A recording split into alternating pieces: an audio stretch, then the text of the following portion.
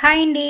నీ హాయికి తర్వాత గానీ ఫస్ట్ రసం ప్రాసెస్ చూపించు. ఎప్పుడో చెప్పావు రసం ప్రాసెస్ చూపిస్తానని, ఇంతవరకు చూపించలేదని అనుకుంటున్నారా?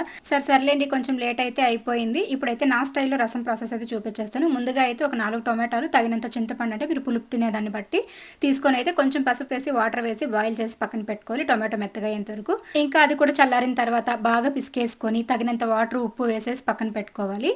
ఆ తొక్కంతా తీసేసి దాని తర్వాత అయితే పెనం పెట్టుకొని ఆయిల్ వేసుకొని ఆయిల్‌లోకి ఆవాలు వేసి ఆవాలు చిట్లిన తర్వాత ఎండుమిర్చి వేసేసుకొని ఎండుమిర్చి కూడా బాగా ఫ్రై అయిన తర్వాత అందులోకి వచ్చేసరికి మనం దంచి పక్కన పెట్టుకున్న జీలకర్ర, మిరియాలు, అలాగే తెల్లగడ్డ ఈ 3 కూడా దంచి పక్కన పెట్టుకున్నాం కదా, అది కూడా వేసేసుకొని బాగా ఫ్రై చేసుకోవాలి. దాని తర్వాత కరివేపాకు, కొంచెం కొత్తిమీర కూడా వేసుకొని కలుపుకున్న తర్వాత ఇంకా రసం పౌడర్ కూడా ఒక స్పూన్ వేసుకొని కలిపేసుకొని వెంటనే ఇంకా దాని తర్వాత అయితే మనం పిసికి పక్కన పెట్టుకున్నాం కదండి టొమాటో అలాగే చింతపండు పులుసు అయితే, సో అది కూడా వేసేసుకొని ఇంకా చివరిగా కొంచెం కొత్తిమీర కూడా గార్నిష్ చేసేసుకొని కొంచెం పొంగొచ్చిన తర్వాత స్టవ్ ఆపేసుకున్నాం. రసం రెడీ అయిపోతుంది. అసలు లైక్ చేయండి.